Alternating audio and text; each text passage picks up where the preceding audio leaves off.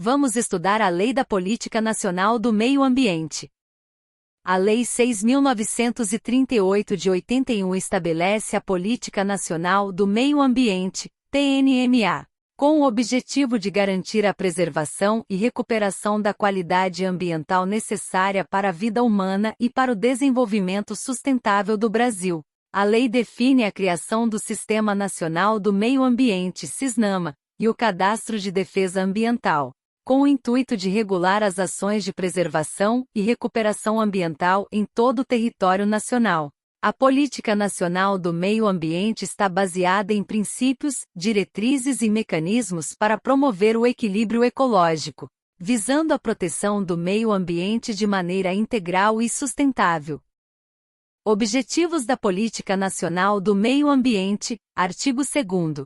A política busca os seguintes objetivos: preservação e recuperação da qualidade ambiental, garantir um ambiente propício à vida humana e a todos os seres vivos, uso racional e planejamento do uso dos recursos naturais, ação governamental voltada à racionalização do uso do solo, água, ar, subsolo e outros recursos naturais, proteção dos ecossistemas, conservação das áreas naturais e zonas representativas, assegurando a biodiversidade, controle e fiscalização de atividades poluidoras, acompanhar atividades que possam impactar negativamente o meio ambiente, com foco no controle da poluição e do zoneamento de atividades perigosas, incentivo à pesquisa e desenvolvimento tecnológico, apoiar o desenvolvimento de tecnologias para uso racional dos recursos naturais, educação ambiental.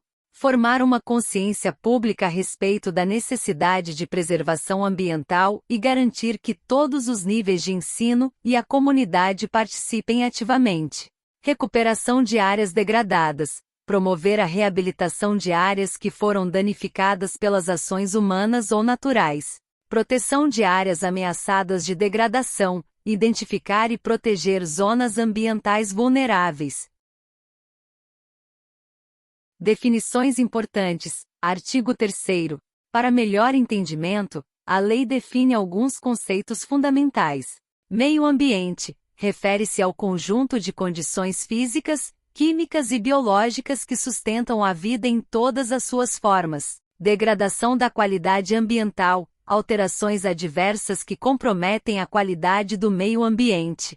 Poluição, qualquer atividade que degrade o meio ambiente, prejudique a saúde humana ou afete negativamente os ecossistemas. Poluidor, a pessoa física ou jurídica que direta ou indiretamente cause poluição ou degradação ambiental. Recursos ambientais são os elementos naturais essenciais para a vida, como a atmosfera, águas, fauna, flora, solos e outros.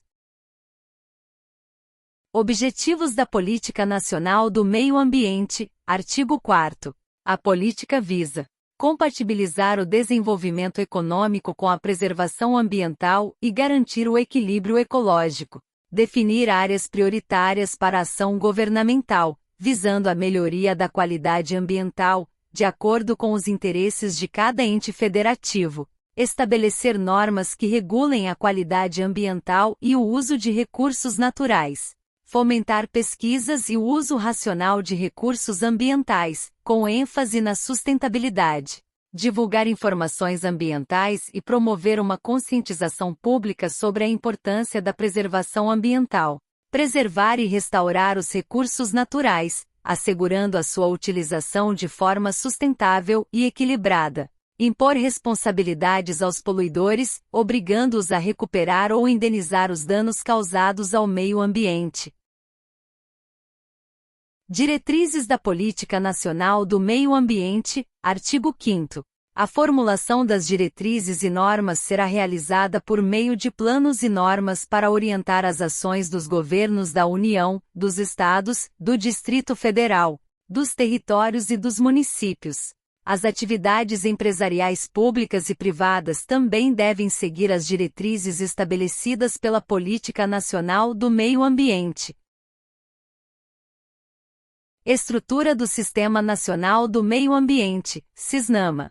Órgão superior, Conselho de Governo, assessora o Presidente da República na formulação de políticas ambientais. Órgão consultivo e deliberativo, Conselho Nacional do Meio Ambiente, CONAMA, propõe diretrizes políticas e estabelece normas e padrões ambientais. Órgão central, Secretaria do Meio Ambiente da Presidência da República, a coordena e supervisiona a política ambiental federal. Órgãos executores, IBAMA e Instituto Chico Mendes, executam as políticas e diretrizes ambientais. Órgãos seccionais, órgãos estaduais que executam programas e fiscalizam atividades que causam degradação ambiental. Órgãos locais, órgãos municipais responsáveis pelo controle e fiscalização ambiental. Competências do CONAMA. O CONAMA tem como principais competências: estabelecer normas e critérios para licenciamento de atividades poluidoras, realizar estudos de impacto ambiental para projetos públicos ou privados, definir normas de controle da poluição e da qualidade do meio ambiente.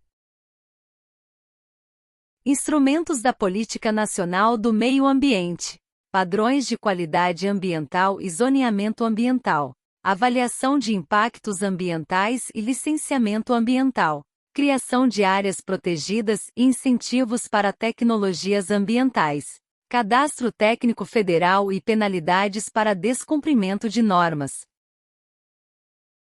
Licenciamento ambiental: a construção, instalação e operação de atividades poluidoras ou que possam causar degradação ambiental dependem de prévio licenciamento ambiental. Servidão ambiental: a servidão ambiental permite que o proprietário limite o uso de sua propriedade para conservação ou recuperação ambiental, com a possibilidade de ser onerosa ou gratuita, temporária ou perpétua. Esses pontos são fundamentais para o entendimento da legislação ambiental brasileira, especialmente em relação à atuação do CISNAMA, ao licenciamento ambiental e aos instrumentos da política de proteção do meio ambiente. O artigo 14 estabelece multas, perda de incentivos fiscais e suspensão de atividades para os infratores que não cumprirem as medidas necessárias para a preservação ambiental. O artigo 15 detalha as penalidades criminais para quem coloca em risco a incolumidade humana, animal ou vegetal, com penas de reclusão e multas. Além disso, o artigo 17 trata da criação e administração de cadastros técnicos e da taxa de controle e fiscalização ambiental, TCFA, que será cobrada por atividades potencialmente poluidoras. Essas disposições visam garantir que as pessoas físicas e jurídicas responsáveis por atividades poluidoras estejam registradas, controladas e fiscalizadas adequadamente, com a imposição de penalidades tanto administrativas quanto judiciais em caso de infrações ambientais. Vamos ouvir um áudio bem leve sobre o assunto para complementar o estudo. Olá, bem-vindos a mais uma conversa aqui no nosso espaço. Hoje o tema é fundamental, né? A Lei número 6.938 de 1981, a Política Nacional do Meio Ambiente, a PNMA. É a lei que basicamente deu a largada para organizar a proteção ambiental no Brasil como a gente conhece hoje. Exatamente. Ela é, assim, a espinha dorsal mesmo. E pensar que é de 81, uma época que essa discussão estava, esquentando no mundo todo. E o objetivo dela é muito claro, né? Preservar, claro, mas também melhorar e recuperar a qualidade ambiental, sempre pensando num equilíbrio com o desenvolvimento e a dignidade humana. Certo. Então não é só não pode fazer isso, é mais sobre como fazer as coisas de um jeito sustentável, né? E a lei já começa com uns princípios importantes a isso. Tipo, o meio ambiente como patrimônio de todo mundo. Isso. Um bem de uso comum do povo. E a necessidade de usar os recursos de forma racional. Água, solo, ar e também, claro, proteger os ecossistemas, as diferentes formas de vida e um ponto crucial, educação ambiental. Tá tudo lá no artigo 2º. Ok. Princípios definidos. Mas para a lei funcionar, ela precisa ser específica, né? Como ela define as coisas. Ah, sim. Isso é essencial. O artigo 3º define o que é meio ambiente para a lei, o que é degradação, o que é poluição e, muito importante, quem é o poluidor. Sem essas definições, ficaria difícil aplicar qualquer regra, entende? O grande objetivo ali, no artigo 4º, é tentar fazer o desenvolvimento econômico e social andar junto com a preservação. Não é fácil, né? Com certeza não. Mas, bom, como ela tenta organizar isso? Quem faz o quê? Aí entra o CISNAMA, o Sistema Nacional do Meio Ambiente. É uma rede que tenta integrar os órgãos ambientais de todos os níveis, federal, estadual e municipal. Ah, o famoso CISNAMA? Ele mesmo. Em nível federal, você tem o CONAMA, que é mais normativo, consultivo, né? E quem executa, quem fiscaliza mesmo, são órgãos como o IBAMA, o Instituto Chico Mendes. E os estados e municípios entram também, cada um com seus órgãos? Exatamente. A ideia é ter essa capilaridade, essa ação coordenada. Em teoria, pelo menos. Entendi. E na prática, quais são as ferramentas que essa lei criou para gerenciar o meio ambiente? Olha, a lei trouxe vários instrumentos importantes. Alguns dos mais impactantes são, por exemplo, o estabelecimento de padrões de qualidade ambiental. Tipo, qual o limite aceitável de poluição no ar, na água? Tem também a avaliação de impactos ambientais, a AIA, que é aquele estudo prévio para grandes projetos, né? Para ver o que pode dar errado para o ambiente. A famosa AIA, sim. E o licenciamento? Isso, o licenciamento ambiental. Ele é prévio e obrigatório para qualquer atividade que possa poluir ou degradar o ambiente. Sem licença, não pode operar. Ponto. Então, um controle antes do problema acontecer. A ideia é essa, é prevenção.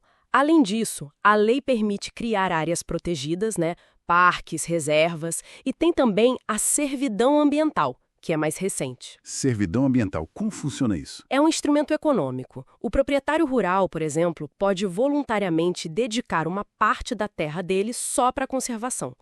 Em troca, pode ter alguns benefícios. É uma forma de incentivar a preservação na propriedade privada. Interessante. Agora, tem um ponto que sempre gera muita discussão, a questão da responsabilidade. Ouvi dizer que essa lei é bem rigorosa nisso, né? Um dos pilares da PNMA, o artigo 14, parágrafo 1º, é muito claro. O poluidor é obrigado a recuperar ou indenizar os danos que causar. E o ponto-chave, independente de culpa. Espera aí. Independente de culpa? Como assim? É a responsabilidade objetiva. Não precisa provar que a empresa agiu com negligência, imprudência, nada disso. Basta provar o dano ambiental e que a atividade daquela empresa causou o dano. Nossa, isso é forte. É o princípio do poluidor pagador levado a sério. Quem desenvolve atividade que tem risco ambiental, assume esse risco. Se acontecer um dano, tem que reparar. E se não reparar, quais são as consequências? As punições? As sanções podem ser bem pesadas. Vão desde multas, que podem ser milionárias, até perda de incentivos fiscais, suspensão de financiamentos, proibição de contratar com o governo e, em último caso, até a suspensão total da atividade. E tem mais, né? Mais. Sim. O artigo 15 prevê que certas condutas, tipo expor a vida ou a saúde humana a perigo por causa da poluição, podem ser consideradas crime, com pena de prisão e tudo. Uau! É um sistema bem completo, pelo menos no papel. E para fechar, tem alguma coisa sobre quem trabalha na área? Consultores, empresas? Tem sim. O Cadastro Técnico Federal, o CTF. Ele é gerido pelo IBAMA. Tanto as atividades que potencialmente poluem precisam se cadastrar, quanto os profissionais e empresas de consultoria ambiental. Ah, um controle sobre quem atua no setor. Exato, e junto com isso vem a Taxa de Controle e Fiscalização Ambiental, a TCFA. O valor depende do potencial poluidor da atividade e do porte da empresa. Quem polui mais ou tem maior porte, paga mais. Entendi. Bom, olhando para tudo isso, a PNMA foi mesmo um marco, né? Para 1981 foi bem avançada. Sem dúvida. Ela montou a estrutura, definiu quem paga a conta do dano ambiental com essa responsabilidade objetiva, criou ferramentas de gestão. Foi a base para essa tentativa constante de equilibrar desenvolvimento e ambiente no Brasil. Então, resumindo a nossa conversa, a lei tentou criar um sistema integrado, né? Que vai do planejamento, passa pelo licenciamento, fiscalização e chega até a punição, envolvendo todos os níveis de governo. Exatamente essa é a ideia. Mas aí fica a reflexão, né? O mundo de hoje é muito diferente de 1981. A gente tem desafios enormes, mudanças climáticas, perda de biodiversidade, novos tipos de poluição. A pergunta que fica é: será que essa estrutura e essas ferramentas, mesmo com as atualizações que tiveram, ainda são suficientes?